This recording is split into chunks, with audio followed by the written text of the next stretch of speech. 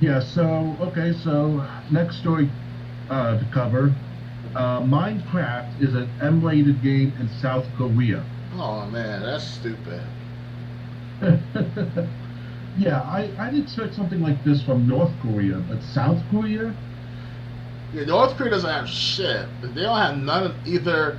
Either they have a gaming system in the country itself, and that's it. It's very limited, or they don't have nothing at all whatsoever for entertainment, other than what's Well, on TV. I heard in North Korea they have like gaming cafes, but Okay, that's because if all like they don't want consoles, they want like all gaming to be online, so the government can control how much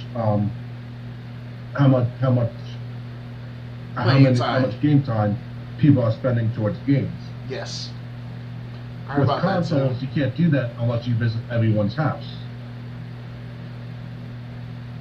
And with all the people that live in North Korea, there's probably no way you could do it in one day. Speaking of computer usage, I heard that Pyongyang in North Korea is the only town of all North Korea that's light up at nighttime. So basically, whoever is in that town is privileged enough to play online, but the rest of the nation they're all in darkness at nighttime. They have no power, none whatsoever. It's fucking ridiculous. It's stupid. Well, I hate to say it, but it's kind of like what we're going through here in New York. Well, or you're going through in New York, Yeah, we have uh, power outages here and there. with Cuomo thinking he's a The god of governments. yeah Yeah, he's the god of the government of New York now. yeah he's talk about the power going to his head. Yes, the power of both electricity flowing through him and his throbbingness, whatever you want to call him, of his being. Something like that. But enough politics for a second. But yeah, it's Since this is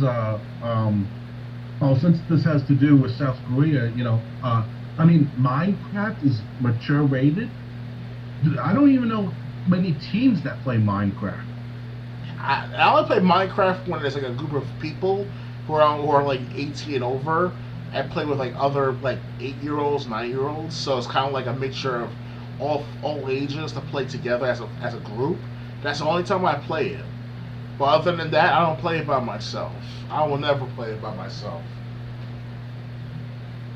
It's just, and have you ever watched? I know I brought this up before. I don't know if on a podcast or not. Have you ever watched Dark Side of the Ring? Dark Side of the Ring. I think I heard of that before. Is that a guy that cut off his hand with the deli slicer at the end of the movie? No, that was the wrestler. Oh, okay.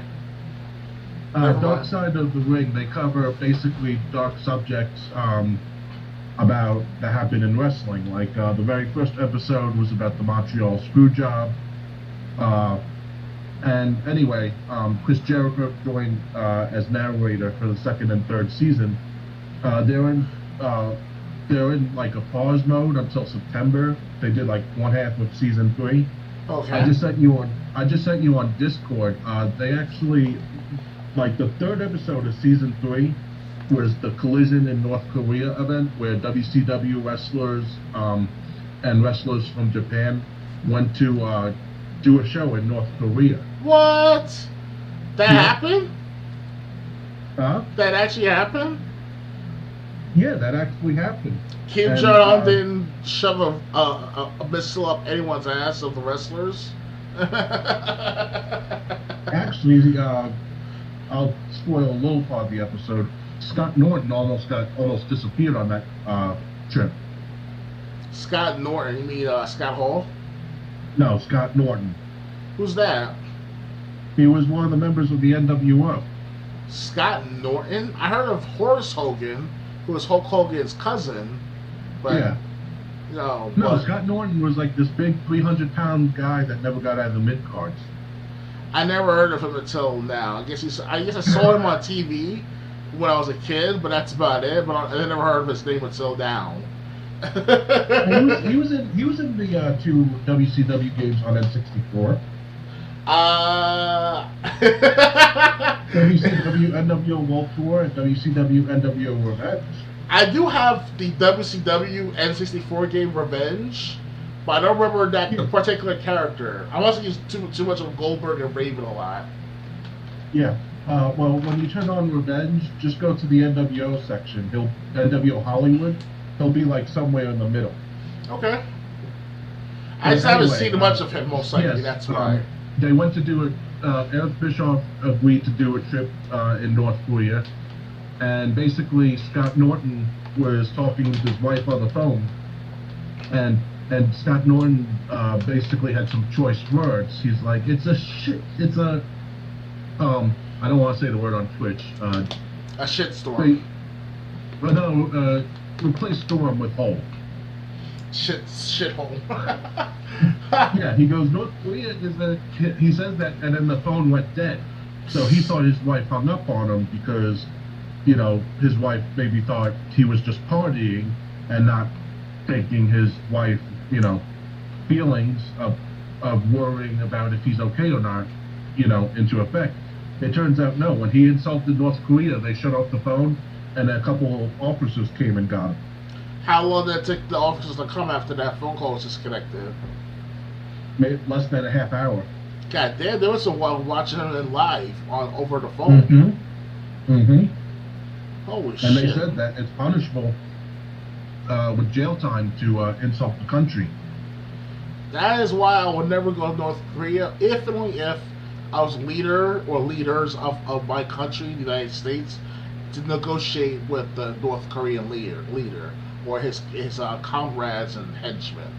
Stuff like that, just to promote peace. Because Trump did a good job doing that on his end. I mean, I may not like the guy, love the guy, but he prevented World War III for the time being until Joe Biden now comes along. Now Joe Biden's got it on the fast track. Yeah, he's like fuck Korea. But back to Dark Side of the Ring. Antonio Inoki, who is a Japanese wrestler, he and like a bunch of other Japanese wrestlers showed up and talked to the guards, and I don't know what was said, but they somehow got Scott Norton released. Nice. Scott Norton said if it wasn't for Antonio Inoki and the guys he showed up with, he'd probably still be over there. Forever and ever. Yeah. And because Antonio Inoki, even though he's a Japanese wrestler, he was also pursuing a political career. Really? So I guess in North Korea he had some pull. He's like Pacquiao from boxing. Yeah. Not bad. So he wants to team up with North Korea? On Discord, I sent you the link.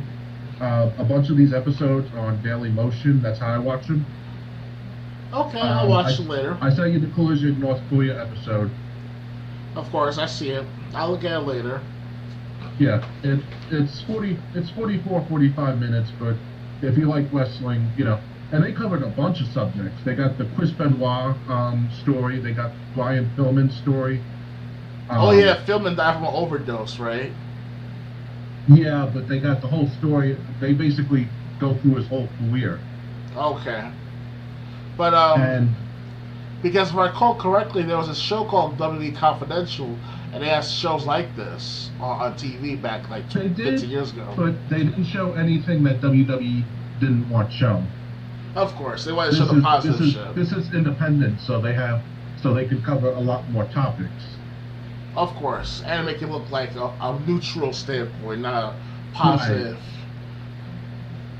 I mean, they had one of the last stories, like 3 episodes before the last one, before they took their break, was about Jake the Snake Roberts. Oh, he died like 2 years ago, right? No, he's still alive. What are you talking about? Wait, I thought. Oh, the Ultimate Warrior died in 2014. Never mind. The Ultimate Warrior died 2014. Okay. Jake the Snake. I thought he died. No, he's still alive. He's a manager in All Elite Wrestling. Oh wow, that's a big a big gulp, a big add-on for AEW. Yeah. Unfortunately, I don't watch wrestling as I used to, my friend, because I'm not saying wrestling is stupid or wrestling is fake, whatever. It's just that, like when it comes to WWE wrestling specifically, that's where I grew up on the hardcore matches. That I didn't see much in WCW because my mom was against me watching wrestling at nighttime, and including Simpsons, South Park, Family Guy, all those shows. She didn't want me to watch any of this stuff, and I kind of sneak. If she's hearing this, I doubt it though. But if she's hearing this, I kind of sneaked every night, not every couple of nights a week to watch WCW.